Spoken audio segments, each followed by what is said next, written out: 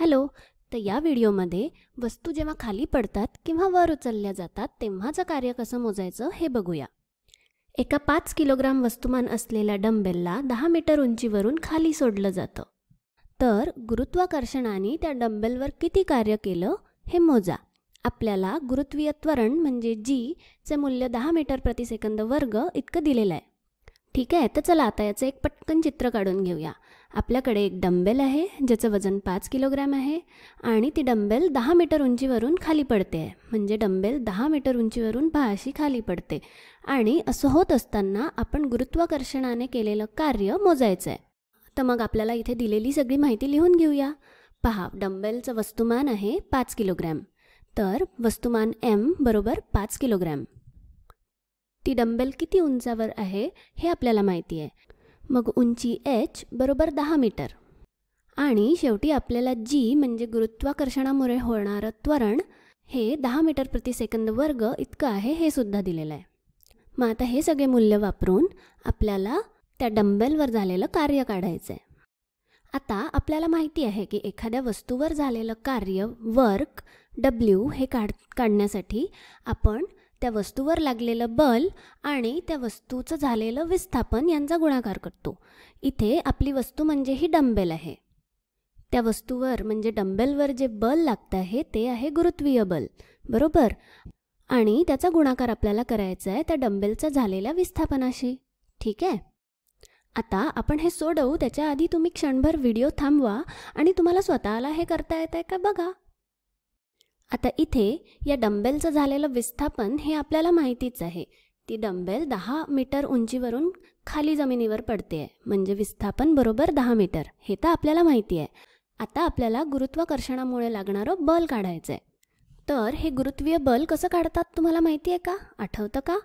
पहा, कुठल्याही वस्तूवर समजा ही डंबेल आपली या उंचीवर आहे समजा, तर त्या डंबेलवर किती बल लागतं आहे ते आपल्याला माहिती आहे. ते असतं डंबेलचं मास म्हणजे डंबेलचं वस्तुमान गुणिले गुरुत्वीय त्वरण. तर हे mg म्हणजे गुरुत्वीय बल जे त्या डंबेलवर सतत प्रयुक्त होत असतं. चला तर मग आता हे सगळं आपण या कार्याच्या सूत्रामध्ये ठेवूया आणि किती कार्य झालं हे बघूया. तर बल आपल्याला माहिती आहे ते आहे mg, हे आहे गुरुत्वीय बल आणि जे विस्थापन s आहे ती आहे त्या डंबेलची उंची. आता इथे आपल्याला हे लक्षात ठेवायचं आहे की कार्य हे धन असू शकतं किंवा ऋणसुद्धा असू शकतं. जर बल आणि विस्थापन एकाच दिशेने असतील तर कार्य हे धन असेल, पण जर ते विरुद्ध दिशेने असतील तर कार्य हे निगेटिव्ह असतं म्हणजे ऋण असतं. आपल्या या उदाहरणात बल हे खालच्या दिशेने लागतंय गुरुत्वीय बल आणि होणारं विस्थापनसुद्धा खालच्याच दिशेने आहे. वस्तू आपली डंबेल वरून खाली पडते. तर या उदाहरणात कार्य हे धन असेल. आता आपण हे उदाहरण सोडवूया, पण त्याआधी क्षणभर विचार करा, जर ही डंबेल वरून खाली न पडता आपण खालून वर फेकली असती तर काय झालं असतं? इथे सुद्धा गुरुत्वीय बल तर खालच्याच दिशेने लागलं असतं, बरोबर. पण आपण आपली डंबेल वर फेकतोय म्हणून विस्थापन हे वरच्या दिशेने असतं आणि म्हणून मग अशा वेळेस झालेलं कार्य हे ऋणात्मक असतं. कारण बल आणि विस्थापन हे वेगवेगळ्या दिशांना आहे, विरुद्ध दिशांना आहे. पण आपल्या या उदाहरणात दोन्हीची दिशा एकच असल्यामुळे आपल्याला जे कार्याचं मूल्य मिळणार आहे ते धन असणार आहे. चला मग आता सगळी मूल्य इथे टाकूया. आपल्याला माहिती आहे की वस्तुमान आहे 5 किलोग्रॅम. त्याच्यानंतर g म्हणजे गुरुत्वीय त्वरण ते आहे 10 मीटर प्रति सेकंद वर्ग, हे आहे आपलं गुरुत्वीय बल. आणि आता उंची विस्थापन ते आहे 10 मीटर. मग आता हे सोडवूया. आपल्याला मिळेल कार्य बरोबर 5 गुणिले 10 म्हणजे 50 गुणिले 10 म्हणजे 500. मग इथे 500 लिहिलं आणि आता एककांचा गुणाकार करूया. इथे पहिले आहे किलोग्रॅम मीटर प्रति सेकंद वर्ग आणि हे आहे बलाचं एकक, बरोबर. mg बलाचं एकक आणि शेवटी गुणिले मीटर. आता हे जे बलाचं एकक आहे किलोग्राम मीटर प्रति सेकंद वर्ग याला आपण न्यूटनसुद्धा म्हणतो.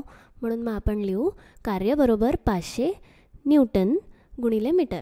तर 500 न्यूटन मीटर हे आहे गुरुत्वाकर्षणाने केलेले कार्य. पण न्यूटन मीटरला जूलसुद्धा म्हणतात. तर आपण याला 500 जूल इतकं कार्य केलं असंही म्हणू शकतो. 500 जूल हे आहे गुरुत्वाकर्षणाने डंबेलवर केलेलं कार्य आणि ते धन आहे. आता अजून एक उदाहरण बघूया.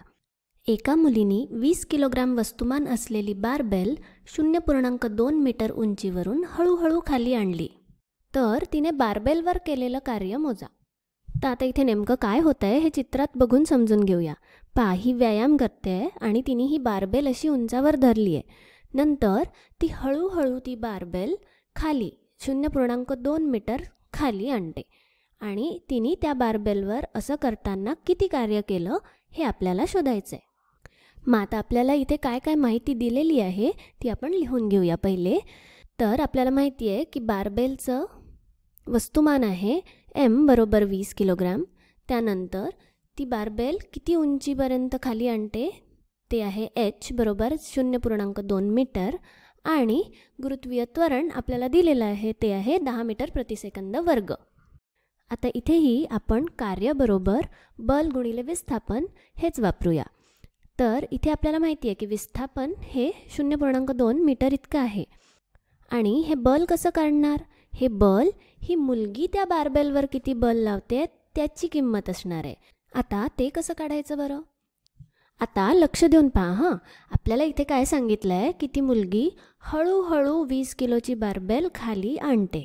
तर ती हळूहळू खाली आणते आहे ती बारबेल. याचा अर्थ काय की ती बारबेल अजिबात त्वरणित नाही आहे, ती हळूहळू खाली येते. आता जेव्हा ती बारबेल वरून खाली येते तेव्हा मध्येच जेव्हा ती कधीतरी असेल त्या क्षणीचा विचार करूया. समजा ती बारबेल या ठिकाणी आहे. आता या ठिकाणी ही बारबेल असताना आपल्याला माहिती आहे की याच्यावर गुरुत्वीय बल लागतं आहे ते आहे mg.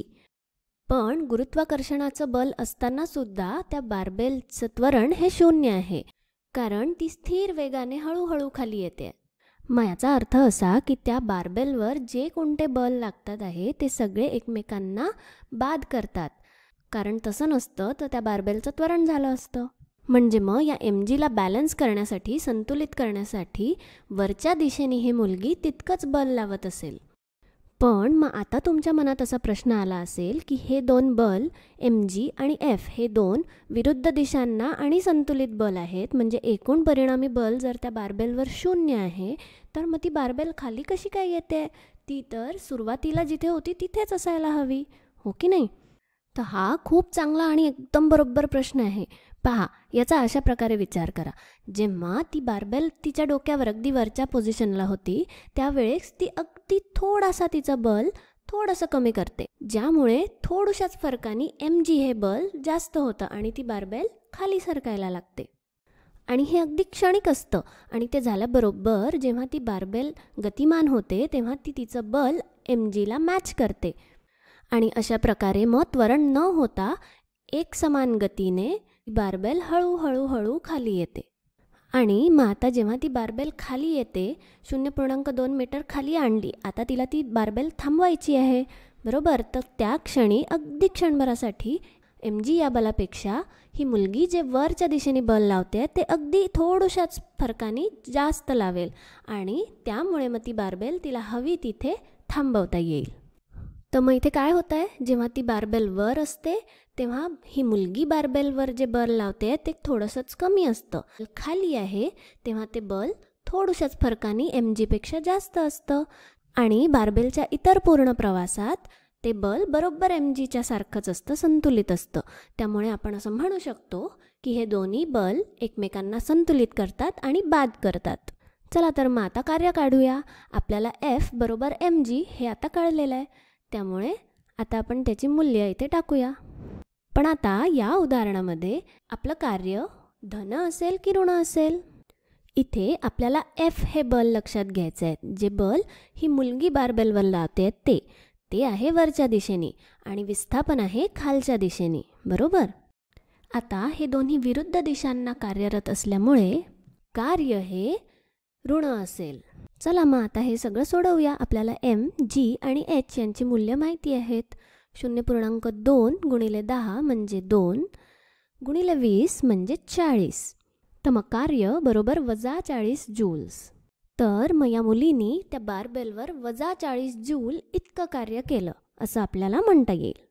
तर मग या उदाहरणातली सगळ्यात महत्त्वाची गोष्ट अशी की जेव्हा आपण एखादी वस्तू त्वरणित न होऊ देता खाली किंवा वर नेतो तेव्हा त्यावर जे बल आपण प्रयुक्त करतो त्याची किंमत त्या वस्तूच्या वजना एवढी म्हणजे mg एवढीच असते.